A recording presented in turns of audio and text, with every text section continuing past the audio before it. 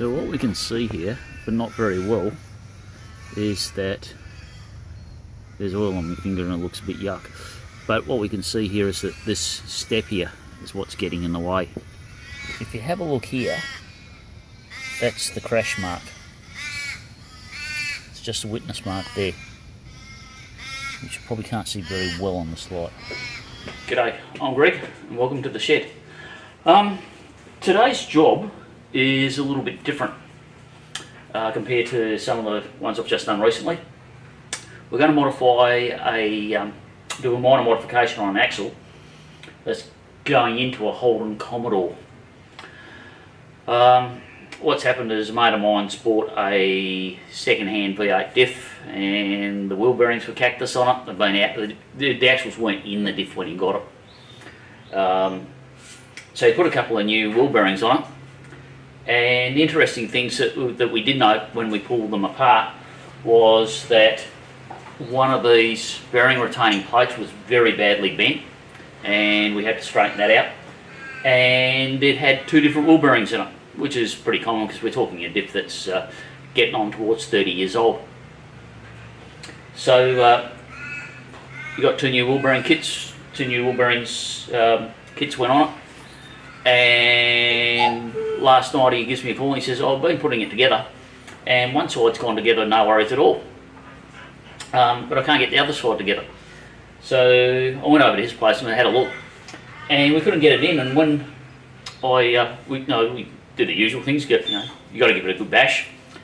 And out of desperation, we pulled the axle out and right on the edge here there's a little witness mark on the edge of the retaining ring. I'll zoom in a little bit and you might be able to see it. There we go, and it looks like you can see it. Right on this very edge here, there's a witness mark. I can see it quite noticeably there, but I think you can see it better back around here. Now, I've been over with the telescoping snap gauges. Let's zoom out again so you can... I've been over the telescoping snap gauges and I've measured the hole for this to go into, and it's 52.73 millimeters, which for all intents and purposes makes it a couple of thou under 2 inches. This, however,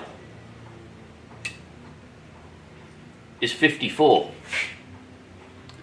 So that makes it, what are you looking at? 1.2 mil over 2 inches. So that's roughly 30 thou over. 1 mil's 40 thou, 0.2 is another 8. So it's about 48, say 50 thou over.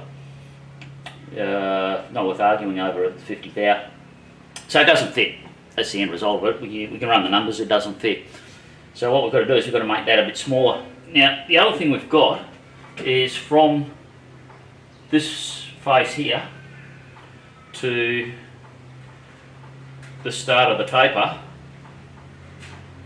is 26 millimeters. So pretty much what we have to do is we have to reduce the whole diameter of that to less than 2 inches without filling it all up with the bearing up with iron filings. Yes, we are going to take some of the grip strength out of this, but physically you can't put anything in that's any bigger anyway. So let's put this in. We'll stick this in the lathe and we'll give it a turn down. This isn't hardened steel either. It's reasonable quality steel. It's probably 4140 or something of that nature. 4340, might be 1045, I don't know. But it's not. It won't be anything that's more than moderately hard. It'll certainly be machinable, that's for sure. So I'll turn you off and we'll get it set up. Okay, so I've got my setup. I've got more stick out on this than what I normally run. Because I'm only going to be taking reasonably light cuts, it's not a big deal. I'm just coming in and touching off here. There's my touch, and that there is was 54.1, 54.03, so we'll say 54.04. So I'm just setting my DRO to 54.04, enter. So that should now be giving me actual size. Actually, what I should do is I'll go wide and I'll give you a look at how I do that. I don't know, I need to just set the camera up so you can see. Okay, so what I do is you've got D here for diameter. Can you see that? Yep, so I've got D for diameter. Now if I press X0, that gives me 0. So if I wind in from there, actually I'll wind out because then you can see. So that's, let's go out 7mm. So there's 7mm, we're out 7mm, so I'll 0 that. And when I come back in now, I'm just coming up to the, so there we are, 6.79. So now what I'll do, X here, 54.04, enter. So now my diameter is 54.04. It'll be out a couple of hundredths because I'm not spinning it, we're just rough there, but that will be near enough for a good start number. Okay, here's hoping you can see this. I'm turning it to 560 RPM, so we're not going to be accused of loitering here. Just make sure that I've got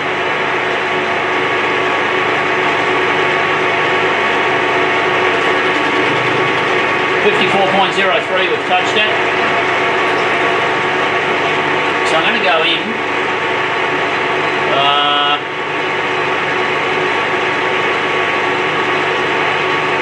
we're going to 53 and we'll just run the number. It's moderately hard, you can see the chip coming off blue.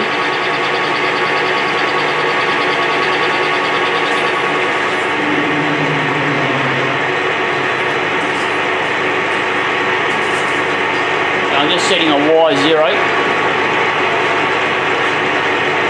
So that's 53. Now we'll go 52.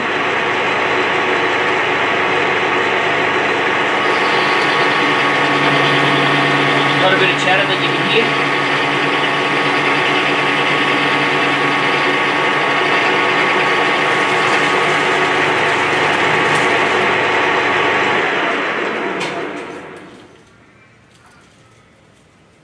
We'll get a pair of pliers and we'll pull that out. I'll put a bit of tape around the bearing. For obvious reasons.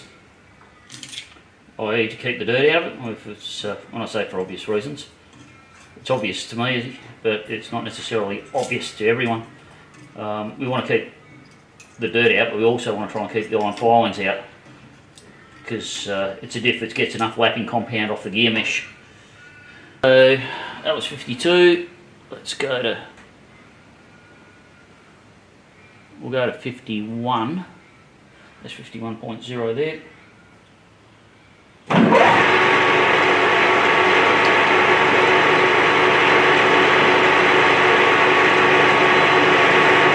should have stopped when I saw it starting to bunch up.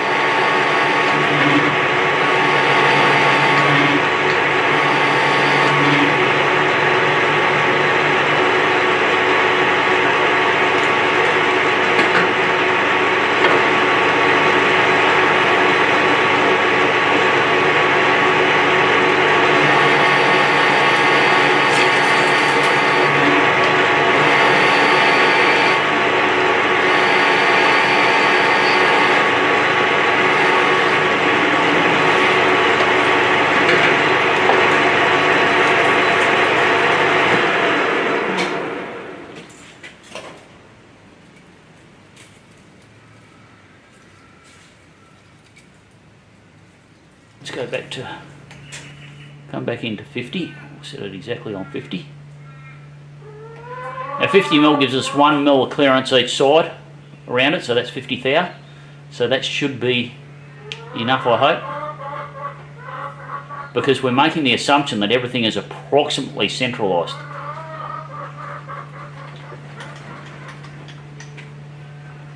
So we're going to do a spring cut here at 50mm.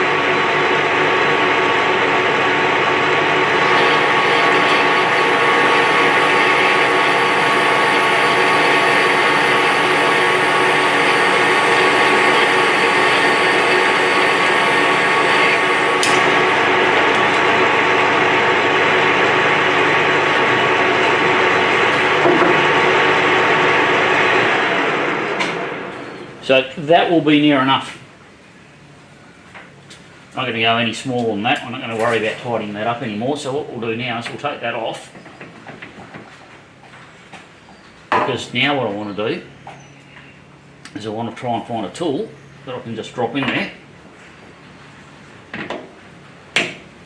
And put a bit of a lead edge chamfer on it. Something a bit like that if I can get it back far enough.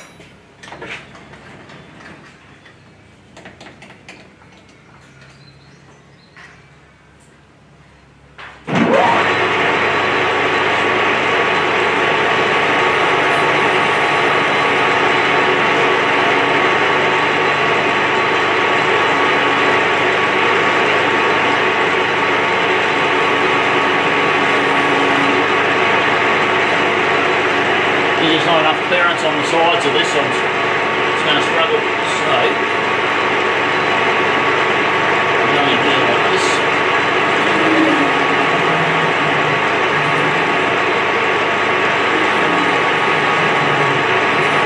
And the tip's missing off this. Certainly feels like it.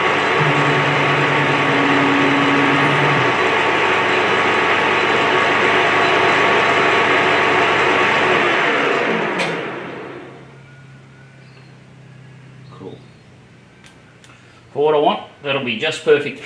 For what my mate wants, that'll be just perfect. So,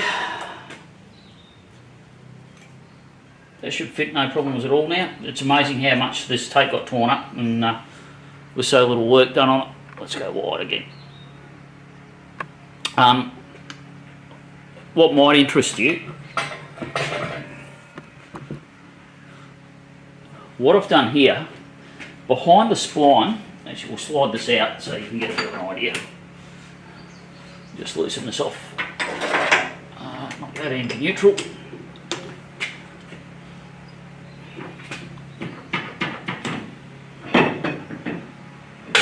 Okay.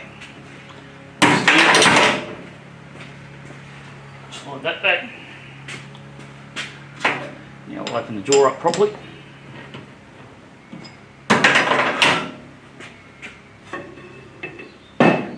What I didn't do here is grab it on the spline. There's a little piece here where they've turned it back. Not completely, you can see it's still rough forged here, but we've got a flat spot there and most of it's fairly flat, so that's where I've gripped it, just here. And what that does is we didn't bruise the axle. Incidentally, this is the big axle. This is a 28 spline axle. By my standards it's still a pretty flimsy axle, but it's the big axle for these things. So yeah, we'll give it back to my mate and he can go and put it in, and with a bit of luck he'll have some joy tonight. I hope you enjoyed this, and you'll probably be grateful to see the end of my face for this shot. Thanks very much, thanks for watching, and have a good day.